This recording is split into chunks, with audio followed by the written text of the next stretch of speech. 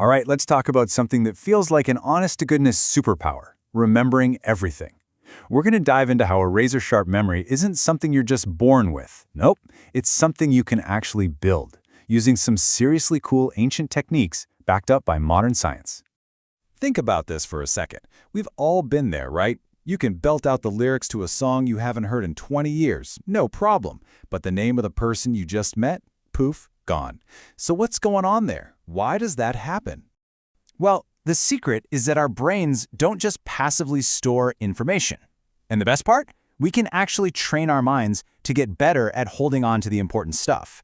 Your memory isn't some computer hard drive that just gets full. It's much more like a muscle. The more you train it, the stronger it gets. So here's our game plan. We'll start by looking at memory as a skill. Then, we're going to build the legendary memory palace. After that, we'll add some more tools to your mental toolkit, talk about the best fuel for your brain, and wrap it all up by showing you how your memory can be your own personal superpower. Okay, first up, memory as a trainable skill. And this is really an ancient art, not some modern life hack. The ancient Romans actually called it ars memoria, the art of memory. It's this whole system of principles and techniques designed to organize your thoughts, make it easier to recall things, and even help you come up with new ideas. It's about giving structure to how we remember. The origin story for this is just incredible. So around 500 BCE, a Greek poet named Simonides was the only survivor of a building collapse. And afterward, he was able to identify every single victim just by picturing where they were sitting at the dinner table. This was a huge revelation. Our brains are amazing at remembering places. This art of memory became so important that centuries later, thinkers like Thomas Aquinas saw it as a key part of wisdom itself.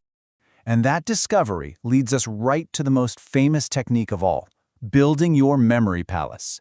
You might also know it as the method of loci. It's your mind's blueprint for perfect recall. Okay, let's get practical. How do you actually build one? First, pick a place you know like the back of your hand, your house, your walk to work, whatever. Second, map out a very specific route through that place that you'll follow the same way every time. And third, this is the fun part, you turn the thing you want to remember into a crazy, bizarre, unforgettable image, and you stick it somewhere specific along your route. The Roman statesman Cicero put it perfectly. He said, to think of your familiar place as a wax tablet, and the wild images you create are the letters you're writing on it. The structure of the palace holds everything in order.